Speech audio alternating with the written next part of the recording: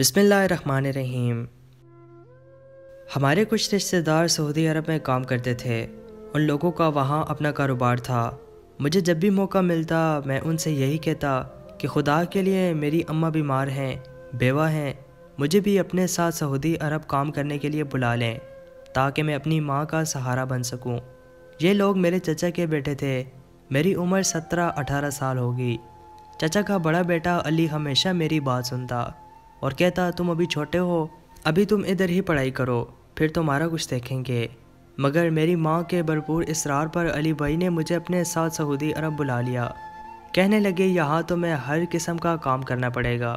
میں تمہاری امی کو اس لیے نہیں بتایا کہ ان کو پریشانی نہ ہو، ورنہ تو ابھی تک تمہارا شناختی کارڈ بھی نہیں بنا۔ تمہیں یہاں پر بلانا کافی مشکل کام تھا، اس لیے اب جو کام کہا جائے گا وہی کرو گے۔ اس کے بدلے تنخواہ تمہاری امی کو ہر مہینے بھیج دوں گا۔ میں نے کہا ٹھیک ہے۔ پھر کچھ سوچ کر بولے میں تمہیں ایک آدمی کے گھر بھیجوں گا، اس کی 4 بیویاں ہیں، بلکہ 5 ہیں۔ وہ کچھ مزید سوچ کر بولے ان 5 بیویوں کے کام کے لیے اسے ایک چھوٹے لڑکے کی ضرورت ہے جو بالغ نہ ہو۔ میں سمجھ سکتا ہوں تمہاری عمر اور تمہارا قد کاٹ ایسا ہے کہ تمہیں وہ آرام سے رکھ لے گا، اچھے پیسے بھی دے گا۔ عورت کو کام کرنے کے لیے وہ لوگ نہیں رکھتے، ورنہ کسی لڑکی کو رکھ لیتا۔ چھوٹے لڑکے یہاں کام کرتے نہیں ہیں، اور پاکستان سے بھی تمہاری عمر کا کوئی نہیں آ سکتا۔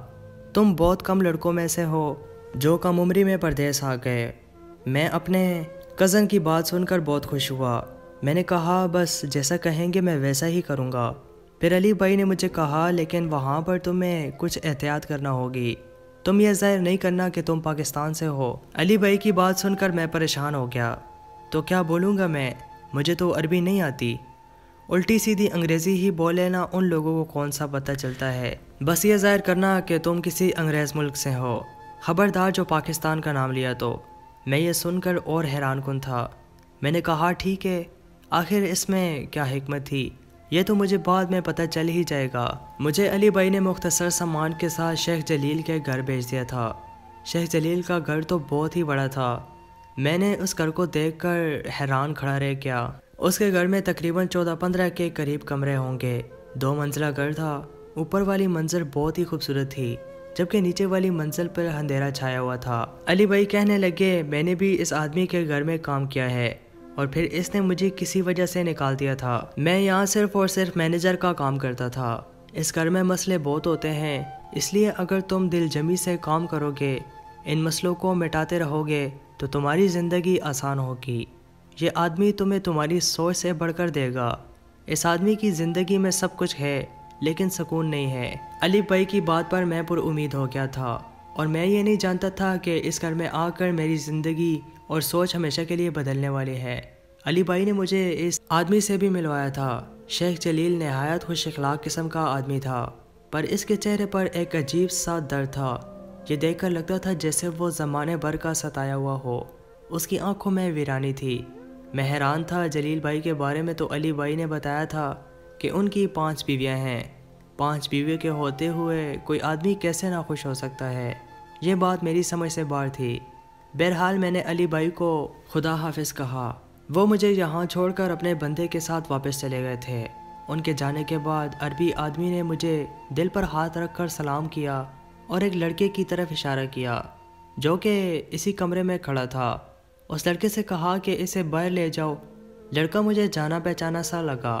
وہ بار بار پیچھے مڑ کر دیکھتا، پھر مجھے بڑے رازداری والے انداز میں اوپر لے گیا اور پھر سرگوشی والے انداز میں بولا مجھے پتہ ہے تم پاکستانی ہو، میں بنگلہ دیشی ہوں، لیکن خدا کے لیے یہاں پر اس بات کا ظاہر مت کرنا کہ تمہیں یہ اردو یا ہندی سمجھ میں آتی ہے۔ اس کی بھی ایک خاص وجہ ہے جو تمہیں بعد میں معلوم ہو جائے گی۔ میں حیران تھا کہ ہر کوئی مجھے یہی بات کیوں کہہ رہا ہے۔ کیا شیخ کو کسی کے پاکستانی ہونے سے مسئلہ تھا؟ اگر تھا تو علی بھائی کے ساتھ تو وہ اس طرح پیش آیا تھا جیسے کہ وہ ان کے دوست ہو۔ خیر، مجھے اس لڑکے جس کا نام پٹیل تھا مجھے سارا کام سمجھا دیا۔ اس نے کہا تھا کہ اس آدمی کی 5 بیویاں ہیں، ان کو کبھی نہ کبھی کوئی نہ کوئی کام پڑ جاتا ہے، اس لیے ان کو باہر جانے کی ضرورت ہوتی ہے، یا پھر گھر میں ہی وہ کوئی نہ کوئی چیز منگوا لیتی ہیں۔ تم نے فوراً ان کو سب کچھ لا کر دینا ہے جو وہ مانگے، اور ہاں کسی سے کوئی بات پوچھنے کی ضرورت نہیں ہے۔ اب تمہارے ذہن میں یہ بھی سوال آ رہا ہوگا کہ شیخ کی 5 بیویاں کیسے ہیں، کیونکہ یہ تو مسلمان ہے، مسلمان بس 4 بیویاں ہی رکھ سکتا ہے۔ میں نے ہاں میں سر ہلا دیا۔ بات یہ ہے کہ جو نیچے والے پورشن میں سب سے کم عمر لڑکی رہتی ہے اس کو شیخ نے طلاق دے دی ہے۔ وہ ان کی بیوی تو ہے لیکن طلاق یافتہ ہے۔ شیخ اس کے پاس نہیں جاتا، صرف اپنی 4 بیویوں کے ساتھ ہی رہتا ہے، اور بہتر یہی ہوگا کہ تم اپنے کام سے کام رکھو۔ آج کے بعد یہ بات کسی سے مت پوچھنا۔ میں اس کی باتوں پر عمل کرتے ہوئے وہاں سے نکل آیا تھا۔ اب سوال یہ تھا کہ میں سارا دن بس ان کی بیویوں کے حکم کا انتظار کرتا رہوں، اور بدلے میں مجھے تنخواہ کتنی ملی تھی، یہ ساری باتیں میرے ذہن میں گردش کر رہی تھی۔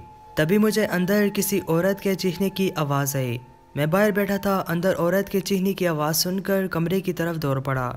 میں نے دیکھا اندر ایک عورت بری طرح سے چیزیں توڑ پھوڑ کر رہی تھی۔ وہ جوان لگتی تھی، اس کی عمر مشکل سے 27-28 سال ہوگی، جبکہ وہی شیخ جو تھوڑی دیر پہلے مجھے کمرے میں ہدایت دے کر گیا تھا وہ اسے چپ کروانے کی کوشش کر رہا تھا۔ لڑکی بری طرح سے رو رہی تھی، جبکہ وہ عربی آدمی بڑی فکر مندی سے اسے چپ کروا رہا تھا۔ میں ڈر گیا کہیں عربی کی باتیں چھپ کر سننے سے کہیں مجھے یہ نوکری سے ہی نہ نکال دے۔ میں فوراً وہاں سے واپس آ کر اپنی جگہ پر بیٹھ گیا۔ 2 منٹ گزرے ہوں گے کہ دروازہ کھلا، وہ عورت اپنی چیزیں سمیٹے ہوئی وہاں سے باہر جانے لگی۔ عربی اس کے پیچھے پیچھے دوڑا۔ میں نے اپنی نظریں جھکا لی تھی، پر اس لڑکی نے اس آدمی کی کوئی بات نہیں سنی اور وہاں سے بھاگتے ہوئے چلی گئی۔ اس کی آنکھوں سے آنسو بہہ رہے تھے۔ وہ عربی جو کہ اسے پہلے روکنے کی بہت کوشش کر رہا تھا، اس کے جانے کے بعد پھوٹ پھوٹ کر رونے لگا اور کہنے لگا یا اللہ معافی۔ مجھے اس کی بات سے اتنا سمجھ آ گیا تھا کہ وہ شرمندہ ہے اپنی کسی حرکت سے اور اسے دہرانا بھی نہیں چاہتا، مگر لاشعوری طور پر وہ ایسا ہی کرتا ہوگا، تبھی تو اپنی بیوی سے معافی مانگ رہا تھا۔ خیر میں اپنے نئے حکم کا منتظر تھا کہ وہ میرے پاس آیا اور مجھ سے کچھ عجیب و غریب انداز میں باتیں کرنے لگا۔ مجھے اس کی بات سمجھ نہیں آئی۔ تبھی اس نے ایک لڑکے کو آواز دی۔ یہ وہی لڑکا تھا جس نے مجھے اس عربی کے بارے میں مختصر معلومات دی تھی۔ وہ پاس آ گیا، اس نے عربی سے کوئی بات کہی، عربی نے اسے کچھ سمجھایا اور پھر اس لڑکے نے مجھے کچھ بتایا۔ وہ تو میری زندگی بدلنے والا تھا۔ میں یہ سن کر حیران رہ گیا کہ وہ عربی مجھ سے یہ کہہ رہا تھا کہ تم میری ایک بیوی سے شادی کر لو۔ مجھے لگا جیسے یہ مجھے آزما رہا ہو تاکہ میں اس کا وفادار ہوں یا نہیں یہ ثابت ہو سکے۔ تو میں نے اس لڑکے سے کہا کہ میں شیخ کی بیویوں کی بہت عزت کرتا ہوں، ایسا سوچ بھی نہیں سکتا، اگر مجھ سے کوئی غلطی ہوئی تو مجھے معاف کر دیں۔ میری بات سن کر شیخ سمجھ گیا کہ میں خوف زدہ ہو گیا ہوں۔ کہنے لگا تم ڈرو نہیں، میں تمہیں یہ سب کچھ آزمانے کے لیے نہیں کہہ رہا، بلکہ اپنی ایک بیوی سے تمہاری شادی کروانا چاہتا ہوں۔ وہ عربی بہت پریشان لگ رہا تھا، اس کی باتوں سے بھی محسوس ہوتا تھا جیسے وہ کسی گہری سوچ میں گم ہے۔ خیر میں نے جا کر یہ بات اپنے علی بھائی کو بتا دی۔ علی بھائی بھی اس گھر میں آ گئے تھے۔ عربی نے بھی ان کو ساری بات سمجھائی۔ علی بھائی مطمئن ہو گئے، کہنے لگے کہ تمہارے لیے یہ زندگی کا سب سے اچھا موقع ہوگا، تم شیخ کی اس چھوٹی بیوی سے شادی کر لو جس کو شیخ نے طلاق دے دی ہے، اس کے بعد وہ تمہیں بتائیں گے کہ آگے کیا کرنا ہے۔ میں تو اس گھر میں کٹ پتلی سا تھا، میں نے کہا جیسا میرے مالک کا حکم ہوگا میں ویسا ہی کروں گا۔ اس کے بعد میرے نکاح کی تاریخ مقرر کر دی گئی۔ تاریخ کیا تھی، پرسوں ہی نکاح تھا، جبکہ وہ لڑکی پاکستانی تھی، اس کا نام صبا تھا۔ مجھے نہیں سمجھ آ رہی تھی کہ آخر صبا کے ساتھ مجھے شادی کرنے کا کیوں کہا جا رہا ہے۔ یہ شیخ کی وہ بیوی ہے جس کو شیخ طلاق دے چکا تھا، مجھ سے دوبارہ شادی کروا کے شاید وہ اپنی بیوی کے لیے ازالہ کرنا چاہتا ہوگا۔ بہرحال میرا نکاح صبا کے ساتھ پڑھا دیا گیا۔ صبا نے روتے روتے نکاح کے لیے ہاں کی تھی، اور نکاح ہوتے ہی مجھے اور صبا کو ایک الگ کمرے میں بھیج دیا گیا۔ یہ کمرہ اچھی طرح سجا ہوا تھا، اس میں ریشم کے بستر تھے، ایسے بستر جو میں نے آج تک نہیں دیکھے تھے۔ میں چپ چاپ بیٹھا کمرے کو ابھی دیکھ ہی رہا تھا کہ صبا روتی ہوئی میرے پاس آئی اور بولی اب تم بھی مجھے طلاق دے دو گے؟ یہ بات مجھے معلوم ہے کیونکہ میرے نصیب میں بس طلاق ہی لکھی ہے۔ وہ مجھ سے مختلف باتیں کرنے لگی، مگر اس کے چہرے پر درد صاف لکھا ہوا تھا۔ تم کون ہو؟ یہاں کیسے آئی ہو؟ اور کیا تم جانتی ہو کہ تمہاری شادی میرے ساتھ کیوں کروائی گئی ہے؟ میری یہ بات سن کر صبا مزید رونے لگی۔ اچھا رو نہیں، میں نے اس کا ہاتھ تھام لیا۔ ویسے بھی اب تو تمہارا میرے ساتھ نکاح ہو گیا ہے، اگر تم دکھی ہو تو تم میرے ساتھ بہت خوش رہو گی۔ میں ایک خیال رکھنے والا اور اچھا معقول انسان ہوں۔ میری بات سن کر وہ مسکرانے لگی اور بولی تمہارے ساتھ میرا نکاح عارضی ہے، تم تو بہت معصوم لڑکے ہو، تم تو یہ نہیں جانتے کہ تمہارا نکاح مجھ سے کیوں کروایا گیا ہے، تم فی الحال اس شادی کی خوشی میں خوش ہو، تم یہ نہیں جانتے کہ میری کیا کہانی ہے، میری عمر دیکھو اور مجھ پر گزرے دکھ دیکھو، تم تو خود ہی جان جاؤ گے کہ میں جو کہہ رہی ہوں بالکل صحیح کہتی ہوں۔ یہ کہہ کر وہ دوبارہ رونے لگی۔ تم مجھے اپنی پوری بات بتاؤ، پھر میں مسئلے کا کوئی حل نکالنے کی کوشش کروں گا۔ وہ میری بات سن کر ایک دم سے تھوڑا سا خوش ہو گئی۔ چلو میں تمہیں اپنی کہانی سناتی ہوں، پھر تم سمجھ جاؤ گے کہ شیخ کی ہر بیوی اس کے کمرے سے آنے کے بعد روتی کیوں ہے اور کیوں اس کے ساتھ کوئی بھی عورت بس نہیں پاتی۔ اس کے ساتھ اب تک 30 عورتوں کی شادی ہو چکی ہے۔ میری عمر ان دنوں صرف 13 سال تھی جب میں اپنے اسکول کی سب سے ہونہار طلبہ ہوا کرتی تھی۔ میرے لیے زندگی بہت خوبصورت تھی، پر میں یہ نہیں جانتی تھی کہ زندگی کے یہ حسین خواب بہت جلدی ختم ہونے والے ہیں۔ ان دنوں ہمارے اسکول میں فنکشن ہو رہے تھے۔ مجھ جیسی ایک عام غریب مزدور کی بیٹی کو حصہ لینے کا موقع ملا تو میں نے بھرپور کارکردگی دکھائی اور لوگوں کو متاثر کر دیا۔ ہم لوگ ایک بہت بڑی تقریب میں گئے تھے جہاں میں نے ڈانس کی پیشکش کی۔ اس ڈانس نے مجھے بہت مقبول بنا دیا، کافی لوگ مجھے جاننے لگ گئے تھے۔ میں بے پناہ حسین تھی، جو بھی دیکھتا بس دیکھتا ہی رہ جاتا۔ پھر میں مشہور ہو گئی، میری تصویر اسکول کے میگزین میں چھپتی، کرتے کرتے میں اخباروں میں آنے لگی، پر میں یہ نہیں جانتی تھی کہ میری یہ شہرت ایک دن میری قاتل بن جائے گی۔ میں اپنے گھر میں تھی جب ایک دن ابا کے پاس ایک آدمی آیا اور اس کے ساتھ 2 عورتیں بھی تھیں۔ کہنے لگی ہم آپ کی بیٹی کا انٹرویو کرنے آئے ہیں اور ساتھ ایک پیشکش بھی دے رہے تھے۔ ابا مزدور اور لالچی آدمی تھے، یہ کہو کہ حالات کے ستائے ہوئے تھے۔ جب ابا نے ان لوگوں کی اتنی بڑی پیشکش سنی تو ان کا منہ کھلا کا کھلا رہ گیا۔ دراصل یہ لوگ ابا سے کہنے آئے تھے کہ ان کی بیٹی کو سعودی عرب لے جائیں گے، خوب پڑھائی لکھائیں گے اور ساتھ ہی نوکری بھی کروائیں گے۔ تنخواہ ہر مہینے باقاعدگی سے ابا کو بھیج دی جائے گی۔ بیٹھے بٹھائے کروڑوں روپے کا لالچ دیا گیا۔ 7 عورتیں بھی تھیں، اس لیے ان لوگوں پر یقین کر لیا گیا تھا۔ لیکن ہم کیا جانتے تھے کہ یہ لوگ تو انسانوں کے روپ میں بھیڑیے ہیں۔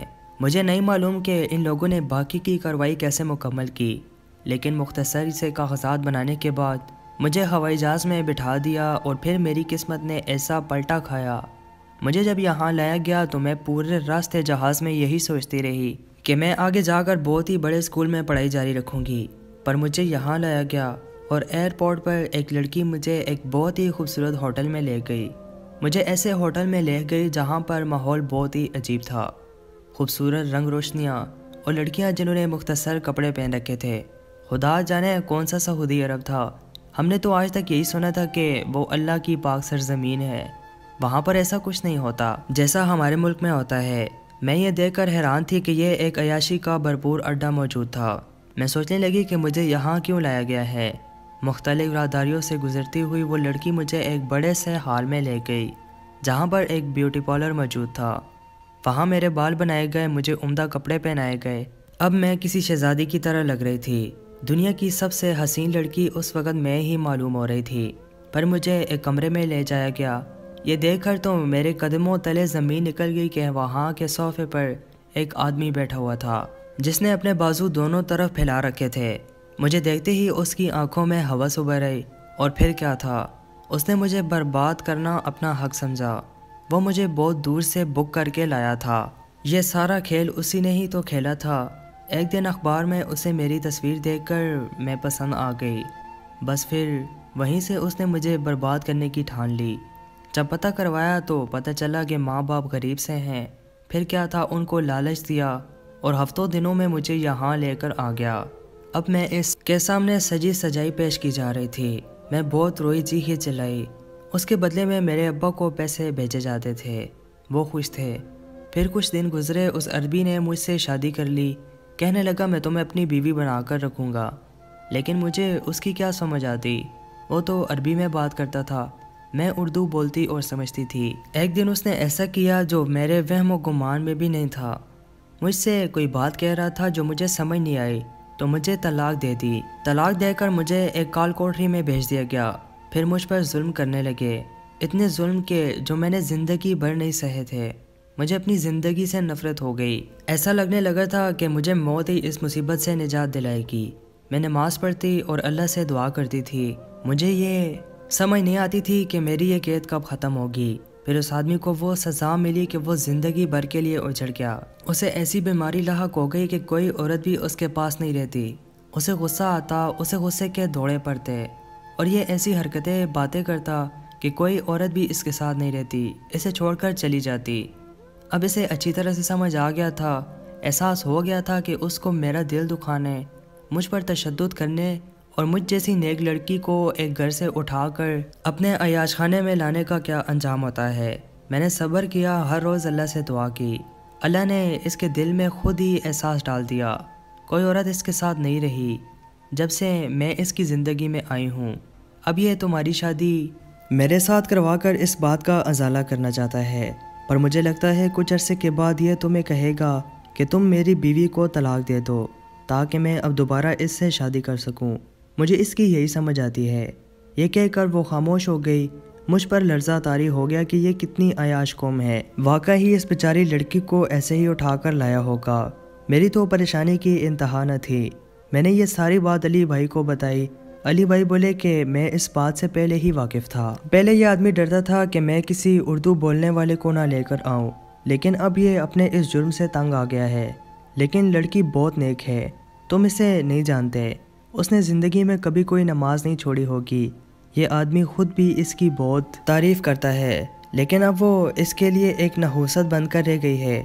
جب تک وہ اس کے گھر میں رہے گی تب تک یہ آدمی برباد رہے گا، اس لیے اس کی شادی کروا کر اسے رخصت کرنا چاہتا ہے، واپس اپنے ماں باپ کے گھر بھیجنا چاہتا ہے۔ اب اچھا تو یہی ہوگا کہ وہ عربی تمہیں طلاق دینے پر مجبور نہ کرے، صبر سے پھر شادی نہ کرے۔ اور پھر ایسا ہی ہوا۔ علی بھائی نے اس آدمی سے بات کی، وہ عربی مان گیا۔ اس نے صبا کو میرے ساتھ رخصت کر دیا اور اچھی خاصی رقم بھی دی۔ اس نے صبا کی زندگی برباد کی تھی، اسے آباد کرنے کی بھی پوری کوشش کی، یہاں تک کہ صبا کے نام ایک خوبصورت گھر کر دیا۔ اس گھر میں اور صبا رہنے لگے۔ صبا کے چہرے پر اب ہنسی اور مسکراہٹ نام کی کوئی چیز نہیں تھی، پر میری ماں بہت خوش ہے۔ ماں کو میں نے صبا کی کہانی نہیں بتائی، بس یہ بتایا کہ وہ بہت نیک لڑکی ہے۔ دوستو، مزید سچی کہانیاں سننے کے لیے محمد اسماعیل وائس چینل کو ضرور سبسکرائب کریں اور ساتھ میں دیے گئے بیل پر کلک کریں۔